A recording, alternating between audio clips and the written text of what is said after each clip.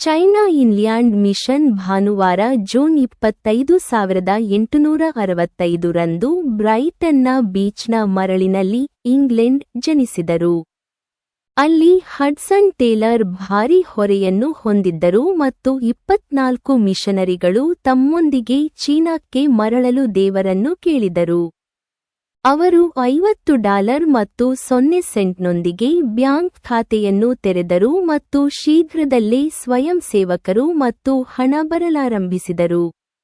ಈ ಸಮಯದಲ್ಲಿ ಸ್ಪರ್ಜನ್ ಟೇಲರ್ ಅನ್ನು ಕೇಳಿದರು ಮತ್ತು ಚೀನಾಕ್ಕಾಗಿ ಅವರ ಉತ್ಸಾಹದಿಂದ ಪ್ರಭಾವಿತರಾದರು.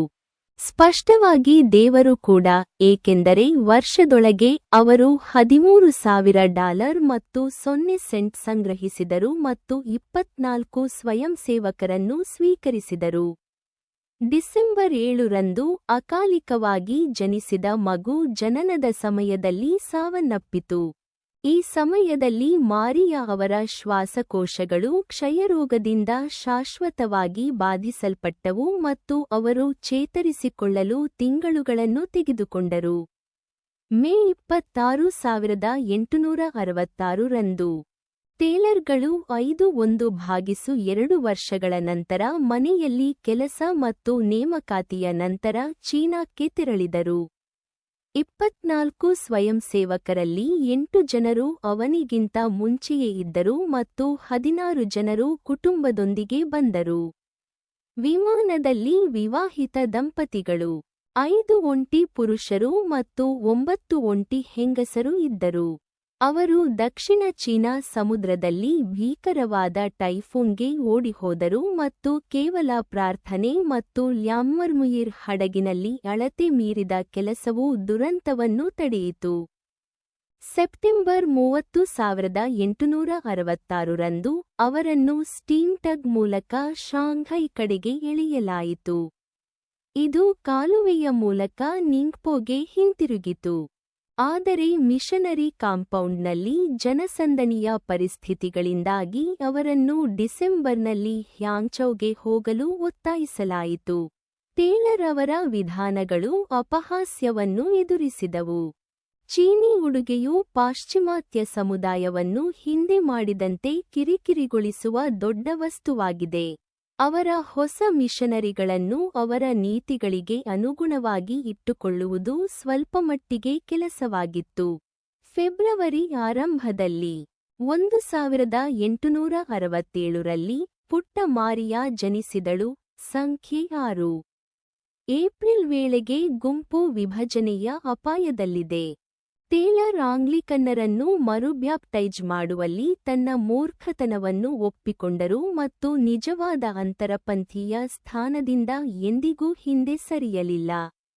ಅವರು ಜೂನ್ನಲ್ಲಿ ಹೊಸ ನಿಲ್ದಾಣಗಳನ್ನು ಹುಡುಕುತ್ತಾ ಪಶ್ಚಿಮದ ಕಡೆಗೆ ಹೋದರು. ಆಗಸ್ಟ್ನಲ್ಲಿ ಶಾಖವು 103 ಡಿಗ್ರಿಗಳಿಗೆ ಏರಿತು.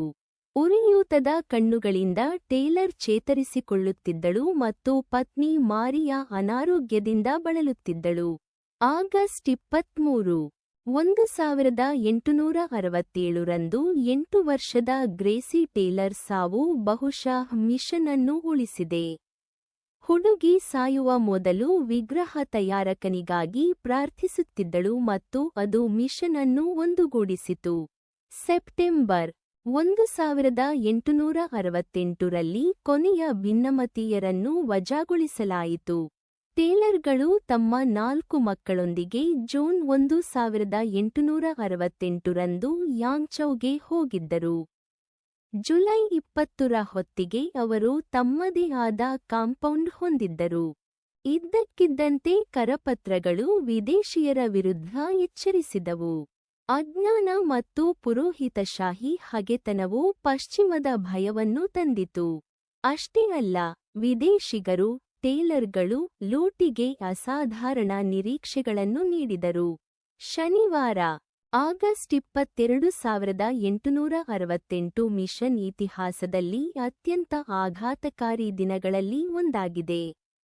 ಮಿಷನ್ ಕಾಂಪೌಂಡ್ ಮೇಲೆ ದಾಳಿ ಮಾಡಲಾಯಿತು ಮತ್ತು ಟೇಲರ್ ಮತ್ತು ಸ್ನೇಹಿತ ಸಹಾಯಕ್ಕಾಗಿ ಓಡುತ್ತಿದ್ದಂತೆ ಮನೆಯನ್ನು ಲೂಟಿ ಮಾಡಲಾಯಿತು ಮತ್ತು ಸುಟ್ಟುಹಾಕಲಾಯಿತು ಮತ್ತು ಹಲವಾರು ವ್ಯಕ್ತಿಗಳ ಮೇಲೆ ಗಂಭೀರವಾದ ಗಾಯಗಳನ್ನು ಉಂಟುಮಾಡಿತು. ಜರ್ಜರಿತ ಮಿಷನರಿಗಳು ಯಾಂಗ್ಚೌದಿಂದ ಚಿಂಕಿಯಾಂಗ್ಗೆ ತೆರಳಿದರು. ಅಲ್ಲಿ ಅವರು ಆರಾಮದಾಯಕವಾಗಿದ್ದರು. ಮಾರಿಯಾ ಟೇಲರ್ ಸಹಾಯವಿಲ್ಲದೆ ನಡೆಯಲು ಸಾಧ್ಯವಾಗಲಿಲ್ಲ ಮತ್ತು ಪ್ರತಿ ಮೂಳೆಯಲ್ಲಿಯೂ ನೋವುಂಟುಮಾಡಿತು. ಆದರೆ ಅವರು ಆರೋಪ ಹೊರಿಸಲು ಇಷ್ಟವಿರಲಿಲ್ಲ. ಸಮಸ್ಯೆಯನ್ನು ಕೇಳಿದ ಬ್ರಿಟಿಷ್ ನೌಕಾಪಡೆಯು ಈ ಆಕ್ರೋಶವನ್ನು ಪ್ರತಿಭಟಿಸಲು ಯಾಂಗ್ಚಿಯನ್ನು ಆಳವಾಗಿ ಭೂಪ್ರದೇಶದೊಳಗೆ ಸಾಗಿತು. ಪಾಶ್ಚಿಮಾತ್ಯ ಸಾಮ್ರಾಜ್ಯಶಾಹಿಯು ನಂತರ ಕಮ್ಯುನಿಸ್ಟ್ ಒಳನುಸುಳುವಿಕೆಗೆ ಕ್ಷಮೆಯಾದಂತೆ ಇದು ನಕಾರಾತ್ಮಕ ಫಲಿತಾಂಶಗಳನ್ನು ಉಂಟುಮಾಡಿತು.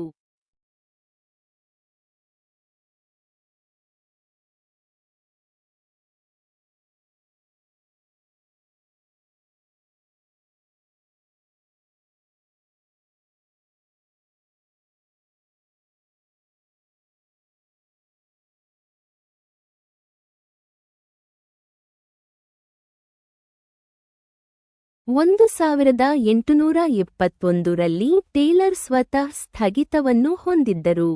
ಕೆಟ್ಟದಾಗಿ ವಿಕೃತಗೊಂಡ ಯಕೃತ್ತು ಅವನನ್ನು ನಿದ್ರಾಹೀನಗೊಳಿಸಿತು.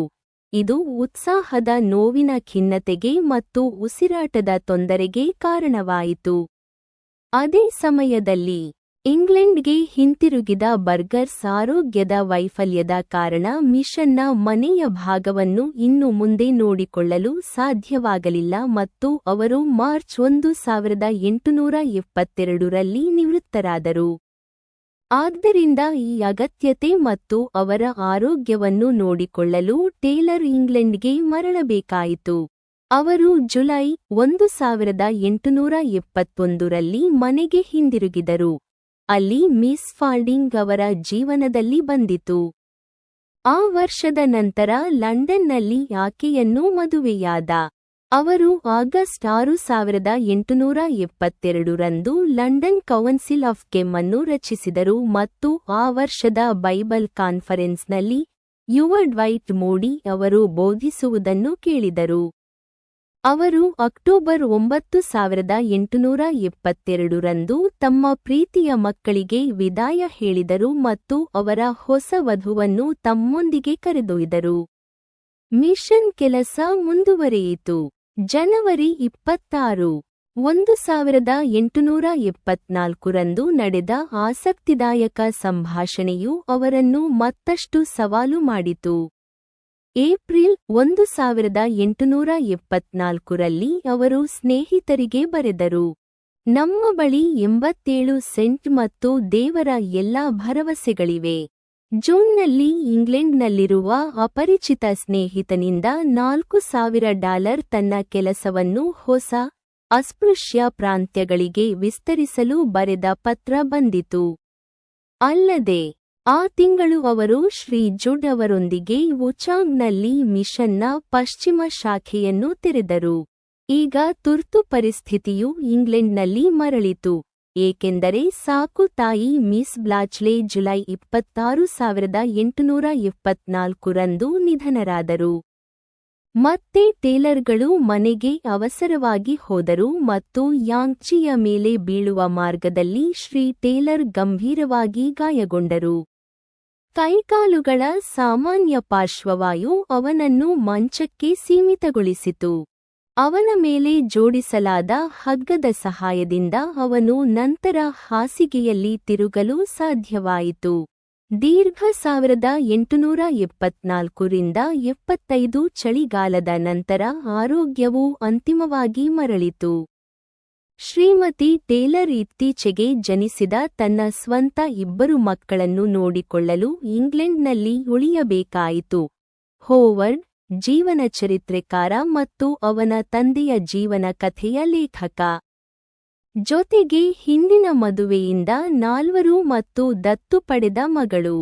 ಜನವರಿ 1875ರಲ್ಲಿ ಟೇಲರ್ 9 ಸುವಾರ್ತೆಯಾಗದ ಪ್ರಾಂತ್ಯಗಳಿಗಾಗಿ 18 ಪ್ರವರ್ತಕರಿಗೆ ಪ್ರಾರ್ಥನೆಯಲ್ಲಿ ಮನವಿ ಮಾಡಿದರು. ಸೆಪ್ಟೆಂಬರ್ 13 1876ರಂದು ಚೆಫು ಕನ್ವೆನ್ಷನ್ಗೆ ಸಹಿ ಹಾಕುವುದರೊಂದಿಗೆ ಇಂಗ್ಲೆಂಡ್ ಮತ್ತು ಚೀನಾ ನಡುವೆ ರಾಜಕೀಯ ಇತ್ಯರ್ಥವನ್ನು ತಲುಪಲಾಯಿತು. ಇದು ಒಳನಾಡಿನ ಚೀನಾವನ್ನು ಸುವಾರ್ತೆಗೆ ತೆರೆಯಿತು. ಹಡ್ಸನ್ ಸ್ವತಃ ಚೀನಾಕ್ಕೆ ಹಿಂತಿರುಗಿದರು. ಅಲ್ಲಿ ಅವರು ಮುಂದಿನ 2 ವರ್ಷಗಳಲ್ಲಿ 1876ರಿಂದ 78 ಹೊಸ ನಿಲ್ದಾಣಗಳನ್ನು ತೆರೆಯಲು 30,000 ಮೈಲುಗಳನ್ನು ಪ್ರಯಾಣಿಸಿದರು.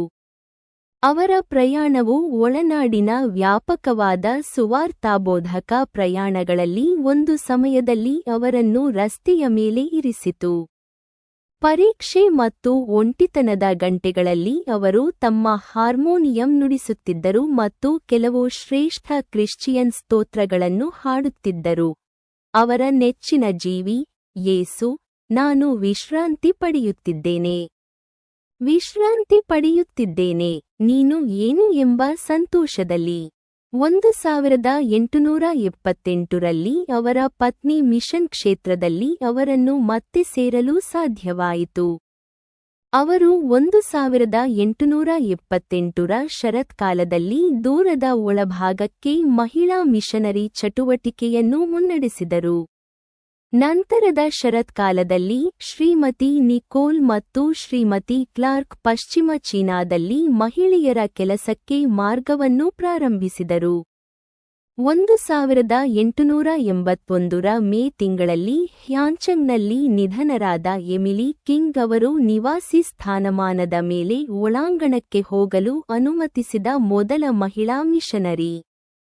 ಸಂಸ್ಥೆಯಲ್ಲಿ ಈಗ ಸುಮಾರು 100 ಮಿಷನರಿಗಳಿದ್ದರು ಮತ್ತು ಅವರು 1882ರಿಂದ 84ರಲ್ಲಿ ಹೊರಬರಲು ಇನ್ನೂ 20 ಮಂದಿಗಾಗಿ ವುಚಾಂಗ್ನಲ್ಲಿ ನವೆಂಬರ್ 1881ರಲ್ಲಿ ಪ್ರಾರ್ಥಿಸಲು ನಿರ್ಧರಿಸಿದರು.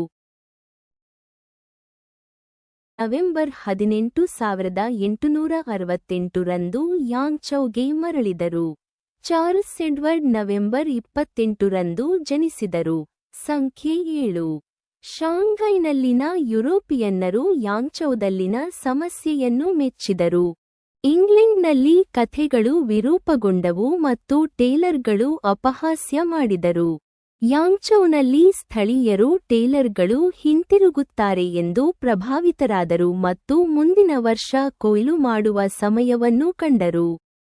ಇಂಗ್ಲೆಂಡ್ನಲ್ಲಿ ಜಾರ್ಜ್ ಮುಲ್ಲರ್ ನಂಬಿಕೆಯನ್ನು ನಂಬಲು ನಿರಾಕರಿಸಿದರು ಮತ್ತು ಅವರ ಕೊಡುಗೆಗಳನ್ನು ವಾರ್ಷಿಕವಾಗಿ $10,000 ನಿಲ್ಲಿಸಿದರು. ದಣಿದ ಮತ್ತು ಖಿನ್ನತೆಗೆ ಒಳಗಾದ ಹಡ್ಸನ್ ನಂತರ ತನ್ನ ಮತ್ತು ಆತ್ಮಹತ್ಯೆಯ ನಡುವೆ ತನ್ನ ಹೆಂಡತಿಯ ಪ್ರೀತಿ ಮಾತ್ರ ನಿಂತಿದೆ ಎಂದು ಒಪ್ಪಿಕೊಂಡನು. ಅವನ ಜೀವನದ ಈ ಹಂತದಲ್ಲಿ ದೇವರು ಹೊಸದನ್ನು ಮಾಡಲು ಪರಿಸ್ಥಿತಿಯನ್ನು ಬಳಸಿಕೊಂಡನು. ಹಡ್ಸನ್ ಟೇಲರ್ ಅವರು ಉತ್ಸಾಹ ಮತ್ತು ಶಕ್ತಿಯಲ್ಲಿ ದಿವಾಳಿಯಾದ ಕಾರಣ ಮುಂದುವರಿಯಲು ಸಾಧ್ಯವಾಗಲಿಲ್ಲ. ಮಿಷನರಿ ಮಿತ್ರನೊಬ್ಬನ ಪತ್ರವನ್ನು ಓದುತ್ತಿರುವಾಗ ಅವನಿಗೆ ಕೊನೆಗೂ ಹೊಳೆಯಿತು, ನಾನು ಅವನಲ್ಲಿ ನೆಲೆಸಲು ವ್ಯರ್ಥವಾಗಿ ಶ್ರಮಿಸಿದೆ. ನಾನು ಇನ್ನು ಮುಂದೆ ಶ್ರಮಿಸುವುದಿಲ್ಲ, ಏಕೆಂದರೆ ಅವನು ನನ್ನೊಂದಿಗೆ ಇರುವುದಾಗಿ ಭರವಸೆ ನೀಡಿಲ್ಲ. ಎಂದಿಗೂ ನನ್ನನ್ನು ಬಿಡುವುದಿಲ್ಲ, ಎಂದಿಗೂ ನನ್ನನ್ನು ವಿಫಲಗೊಳಿಸುವುದಿಲ್ಲವೇ? ನಂತರ ಅವರು ವಿನಿಮಯ ಜೀವನ ಎಂದು ಕರೆದರು. ಅಲ್ಲಿ ಭಗವಂತನಿಗಾಗಿ ಅವರ ಕೆಲಸವು ತನ್ನ ಸ್ವಂತ ಶಕ್ತಿಯಿಂದ ಮಾಡಲ್ಪಡಲಿಲ್ಲ. 1870ರಲ್ಲಿ ಅತ್ಯಂತ ಹೃದಯ ರೆಂಡರಿಂಗ್ ನಿರ್ಧಾರವನ್ನು ಮಾಡಬೇಕಾಗಿತ್ತು. ಮಕ್ಕಳು 4 ಹಿರಿಯರು, 9, 7, 5 ಮತ್ತು 3 ವರ್ಷ ವಯಸ್ಸಿನವರು ಇಂಗ್ಲೆಂಡ್ಗೆ ಹಿಂತಿರುಗಬೇಕು. ಕೇವಲ ಬೇಬಿ ಚಾರ್ಲ್ಸನ್ನು ಪೋಷಕರೊಂದಿಗೆ ಬಿಟ್ಟು ಹೋಗಬೇಕು.